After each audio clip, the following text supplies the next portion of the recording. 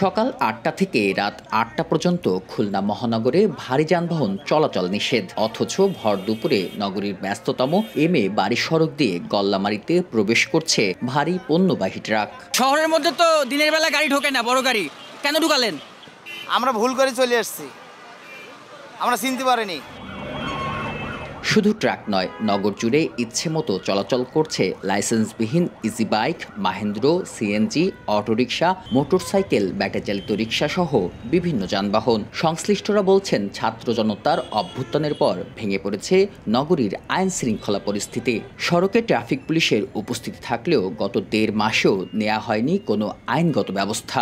সেই সুযোগে অবৈধ যানবাহনের দখলে খুলনা। এ কারণে প্রায় প্রতিটি গুরুত্বপূর্ণ সড়কেই লেগে থাকছে যানজট। এতে বেড়েছে নাগরিক ভোগান্তি। অবৈধ কোনো কাগজপাতি নেই, এরা সবসময় রাস্তাটা জাম দিয়ে রাখে। শহরে এখন গাড়ি চালানো আসলেই অনুপযোগী। যে পরিমাণ যানবাহন দরকার তার থেকে মনে করেন ৩ গুণ হয়ে গেছে। আশেপাশে সব গাড়ি শহরে ঢুকে সুযোগ নিচ্ছে, শহরে ঢুকে গেছে। পুলিশকে তার পেশাদারিত্বের জায়গায় ফেরাতে হবে, এটার কোনো বিকল্প নাই। একাধজন একাধ চিন্তা করে প্রশাসন, কারণ এই চিন্তা যদি না করতে তাহলে প্রশাসন তো সব কর্মে সংস্থানে যোগ দিত। চেষ্টা করতেছি, খুব দ্রুত হয়তো সমাধান হয়ে যাবে।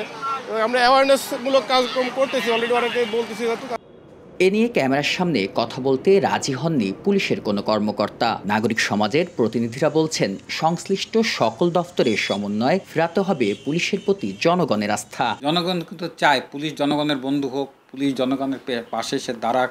পুলিশ কিন্তু একটা আস্থার জায়গা জনগণ সবসময় তৈরি করতে চায়, কিন্তু জনগণের চাইতে ভূমিকা হচ্ছে এই আস্থার জায়গাটা কিন্তু জনগণ তৈরি করবে না, এই আস্থার জায়গাটা পুলিশ এবং প্রশাসনকে করতে হবে। ট্রাফিক বিভাগের তথ্য মতে খুলনা মহানগরের সড়কে শৃঙ্খলা ফেরাতে 52টি পয়েন্টে কাজ করেন 120 জন পুলিশ সদস্য।